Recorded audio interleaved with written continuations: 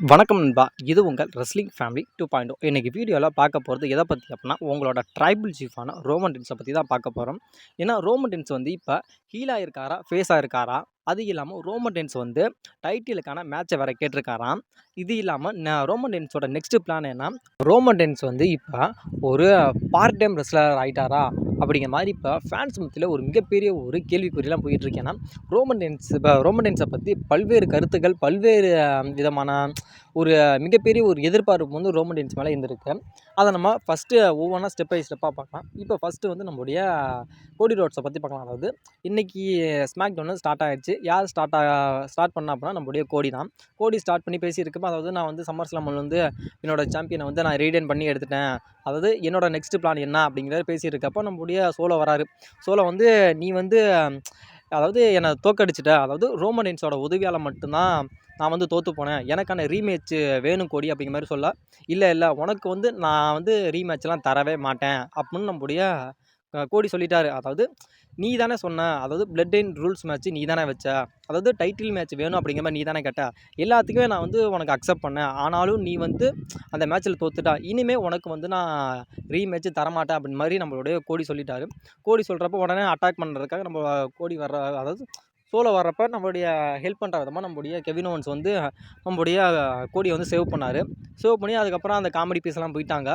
உடனே நம்முடைய கெவின் ஓவன்ஸ்கிட்ட நம்முடைய கோடி சொல்கிறா, அதாவது என்னோட நெக்ஸ்ட் ஆப்பனண்ட் வந்து நான் சூஸ் பண்ணிட்டேன், இவன் தான் என்னோட நெக்ஸ்ட் ஆப்பனண்ட் அப்படிங்கிற மாதிரி சொல்கிறப்ப, சரி அப்படின்னு சொல்லிட்டு நம்முடைய கெவின் ஓவன்ஸ் கீழே இறங்கி போகிறப்ப நம்மளுடைய கோடி என்ன சொல்கிறாரு, அதாவது என்னோட நெக்ஸ்ட் ஆப்பனண்ட் யார் அப்படின்னு நான் தேடிட்டேன், அது நீ தான், அதாவது நீ வந்து என்னை வந்து டிசர்வ் பண்ணு, அதாவது நீ வந்து என்னோட மோது, அதாவது நான் வச்சுருக்கேன் அன்டிஸ்பியூட்டட் டபிள்யூ சாம்பியனுக்காக பேட்ஸ் இந்த பெர்லினில் நீ மோது அப்படின்னு சொல்லி நம்மளுடைய கோடி சொல்ல, உடனே இல்லை எனக்கு வந்து இந்த சாம்பியன்ஷிப்புக்கு மோதுற அளவுக்கு எனக்கு தகுதி கிடையாது, நீ வந்து வேற ஆளை சூஸ் பண்ணிக்கோ, அதாவது என்னோட திறமையானவங்க நிறைய பேர் இருக்காங்க, அவங்க கூட நீ மோது அப்படின்னு சொல்கிறப்ப, இல்லை நீ தான் என்னோட மோதுன்னு அப்படிங்கிற மாதிரி சொல்கிறாரு.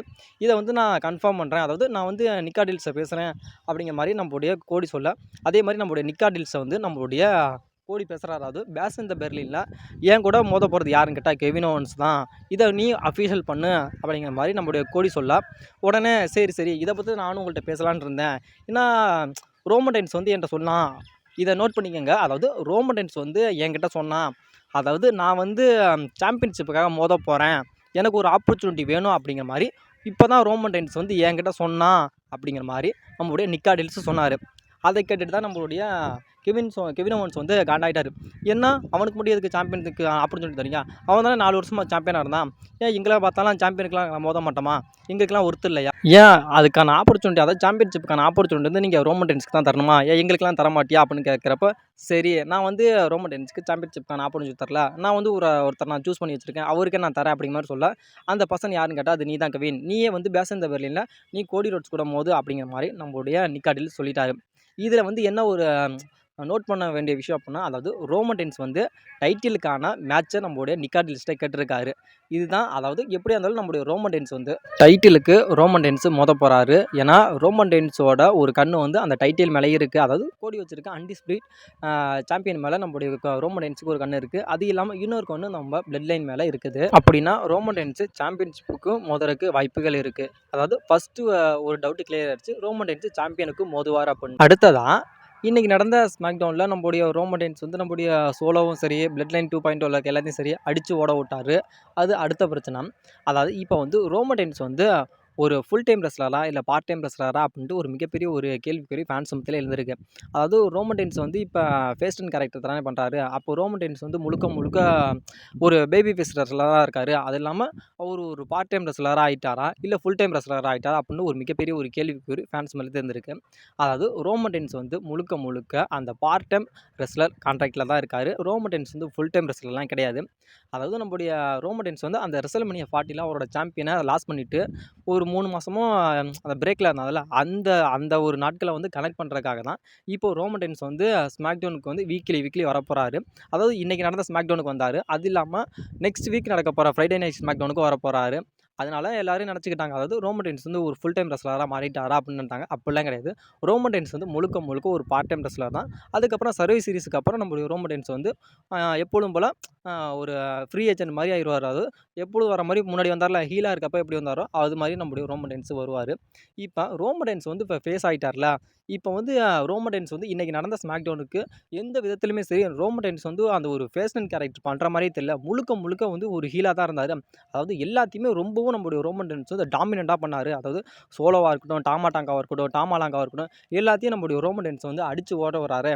அதாவது எந்த விதத்திலுமே சரி, ரோமன் ரெயின்ஸ் வந்து ஒரு ஃபேஸ் ரெஸ்லர் மாரியே தெரியலையே அப்படின்னு கேட்டா, அது வந்து ஒரு மிகப்பெரிய ஒரு கேள்விக்குறியா இருக்கு. ஏன்னா, இப்போ ரோமன் ரெயின்ஸ வந்து நம்முடைய WWE வந்து பேபி ஃபேஸ் ரெஸ்லர் அப்படிங்கிற அந்த ஒரு ஒரு ராஸ்டர்ல தான் நம்முடைய ரோமன் ரெயின்ஸ வச்சிருக்காங்க. ஏன்னா, இப்போ நம்முடைய ரோமன் ரெயின்ஸ் வந்து ஒரு பேபி ஃபேஸ் ரெஸ்லரா இருந்தா எந்த அளவுக்கு எடுக்குமா அப்படின்னு கேட்டா, அது ஒரு டவுட்டு தான்.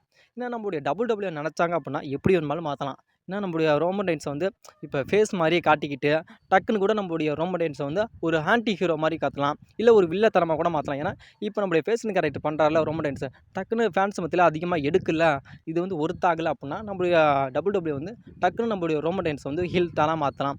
இல்லன்னா ஒரு ஆன்டி ஹீரோ மாரி மாத்தலாம். ஏன்னா, வில்லன்னா என்ன, ஹீரோனா என்ன அப்படின்னு உங்களுக்கே தெரியும்.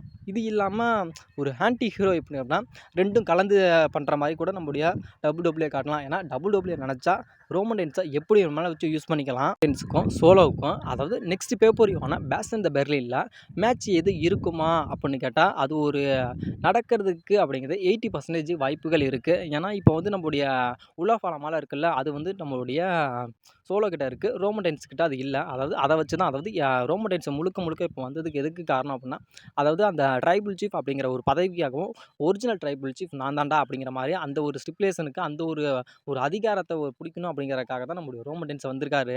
அதனால இப்போ நம்முடைய வரப்போற பேஷ் இன் த பெர்லின் கூட நம்மளுடைய சோலோவுக்கும் நம்மளுடைய ரோமனுக்கும் ஒரு சிங்கிள்ஸ் மேட்ச் இருக்கிறதுக்கு அதிகமா வாய்ப்புகள் இருக்கு.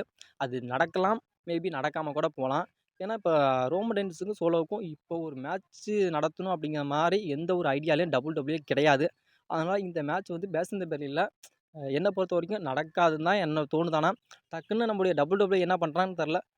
டக்குன்னு வச்சாலும் வைக்கலாம். இது இல்லாம ஃபேன்ஸு இப்போ இன்னொரு விஷயத்தையும் கேட்கறது என்ன அப்படின்னு கேட்டா, இல்ல ப்ரோ அதாவது ரோமன் ரெயின்ஸ் வந்து அந்த ஹீல் கேரக்டர் பண்றப்ப இந்த வி த ஒன் அப்படின்னு சொல்லுவாரு. அதாவது இக்னாலஜ் மீ அப்படின்னு எல்லாமே சொல்லுவாரு. இப்ப வந்த ஸ்மாக் டவுனுக்கு வந்து ரோமன் ரெயின்ஸ் எதுவுமே சொல்லலையே ப்ரோ. என்ன ப்ரோ அப்படின்னு கேட்டா, ஏன்னா அது சொல்லல அப்படின்னா அதுக்கு பின்னாடி பலவிதமான ஸ்டோரிகள் இருக்கு. ஏன்னா இப்ப தான் நம்முடைய ரோமன் ரெயின்ஸ் வந்தாரு. வந்த உடனே அவரோட ஸ்டேபிள்ல முன்னாடி இருந்தாரு அப்படின்னா, அவரோட ஸ்டேபிள்ல இருந்து அவர் வந்து கெத்தா நின்னு அந்த இக்னாலஜ் மீ த ட்ரைபல் இக்னாலஜ் மீ அப்படின்னு சொன்னா நல்லா இருக்கும். ஏன்னா இப்போ வந்து ரோமன் ரெயின்ஸ் வந்து அவர் மட்டும் தான் இருக்காரு. வேற யாருமே இல்ல. ரோமன் ரெயின்ஸ் கூட ஜேவா இருக்கட்டும், ஜிம்மியா இருக்கட்டும், சேமி சேனா இருக்கட்டும், பால் ஹேமனா இருக்கட்டும், யாருமே இல்ல. ரோமன் ரெயின்ஸ் மட்டும் சிங்கிளா இருக்காரு. அதாவது தனி மரமா நம்முடைய ரோமன் ரெயின்ஸ் இருக்காரு. அதாவது என்னைக்கும் தனி மரம் என்னைக்கும் தோப்பாகாது அப்படிங்கிற மாரி இப்ப நம்மளுடைய ரோமன் ரெயின்ஸ் தனி மரமா தான் இருக்காரு. இனிமே தான் நம்முடைய ரோமன் ரெயின்ஸ் வந்து ஒரு தோப்ப உருவாக்க போறாரு. அந்த தோப்பு யாருன்னா நம்முடைய ஜிம்மி, பால் ஹேமன் இவங்க தான்.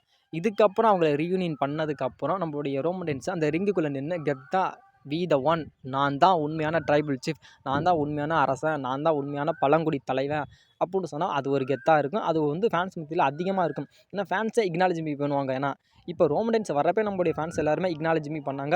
வி த ஒன் அப்படின்னு சொன்னாங்க. ஆனா ரோமன் ரெயின்ஸ் சொல்லவே இல்ல.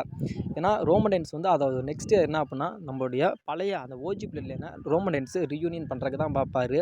அதனால முதல் அத்தியாயம் இதுதான். ஏன்னா இப்போ நீங்க சொல்ற மாரி சொல்லலையே ப்ரோ அது ரொம்ப மனசு வருத்தமா இருக்கு அப்படின்னா, அதாவது அததான் அதுக்கப்புறம் நடக்க போற நெக்ஸ்ட் ஃப்ரைடே நைட் ஸ்மாக்டவுனுக்கு ரோமன் ரெயின்ஸ் வரப்போறாரு.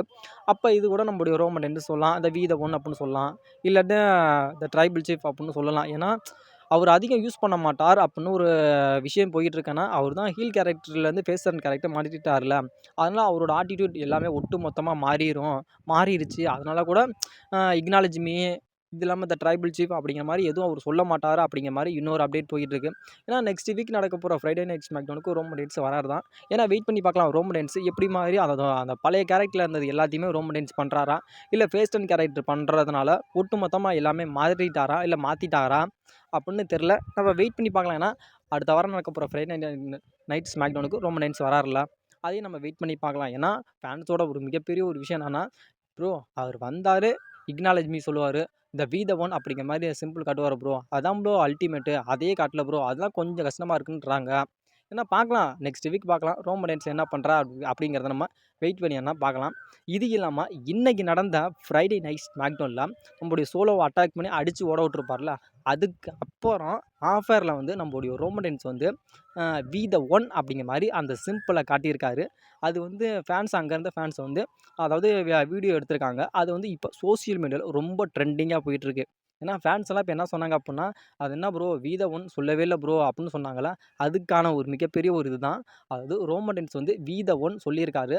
அந்த கிளிப்ஸை வந்து நான் வீடியோவோட எண்டில் கண்டிப்பாக தரேன். அதில் நீங்களே பார்த்து தெரிஞ்சுக்கிங்க. ஆனால் ரோமன் ரெயின்ஸ் வந்து அந்த வி த ஒன்னை இன்னமும் காட்டிக்கிட்டு தான் இருக்காரு. அப்போனா கண்டிப்பாக அடுத்த வாரம் நடக்க போகிற ஸ்மாக்டவுனில் எல்லாமே அதாவது கொஞ்சம் கொஞ்சம் மூவ் பண்ணி போக போக அந்த இது எல்லாமே அந்த பழைய கேரக்டர் எல்லாமே வந்துடும். ஏன்னா நான் சொன்னேன்ல, அந்த பழைய பிளட் லைனில் ரியூனியன் பண்ணாதான் இந்த மாதிரி we the one, the head of the tribal chief, we the one அப்படின்னு எல்லாத்தையுமே சொன்னால் தான் கொஞ்சம் நல்லா இருக்கும். அதனால் அந்த கிளிப்ஸை வந்து நான் வீடியோவோட எண்டில் கண்டிப்பாக தரேன். ஏன்னா இதில் வந்து நான் முழுக்க முழுக்க ரோமன் ரெயின்ஸை பற்றி எல்லாத்தையுமே நான் வந்து கலெக்ட் பண்ணி உங்கள்கிட்ட சொல்லிட்டேன். அதாவது ரோமன் ரெயின்ஸ் வந்து டைட்டிலுக்கு மோதுவாரா, இல்லை ரோமன் ரெயின்ஸுக்கு நெக்ஸ்ட்டில் வந்து மேட்ச் இருக்குமா, இல்லை அவர் பார்ட் டைம் ரெஸ்லரா, இல்லை ஃபுல் டைம் ரெஸ்லரா அப்படின்னு எல்லாத்தையுமே இந்த வீடியோவில் நான் கவர் பண்ண முடிஞ்ச அளவுக்கு எல்லாத்தையுமே நான் கவர் பண்ணிட்டேன். வி த ஒன் அப்படின்னு செஞ்சார்ல, அதை வந்து நான் வீடியோவோட இப்போ நான் எண்டில் தரேன். நீங்கள் அதை பார்த்துக்கங்க. இந்த வீடியோவுக்கு வந்து நீங்கள் கண்டிப்பாக ஒரு லைக் பண்ணுவீங்க அப்படின்னு பார்க்குறேன். ஏன்னா வீடியோ பார்க்குறீங்க ஆனால் லைக் பண்ணவே மாட்டேங்கிறீங்க. அதனால் கண்டிப்பாக இந்த வீடியோவுக்கு ஒரு லைக் பண்ணுங்க நண்பா.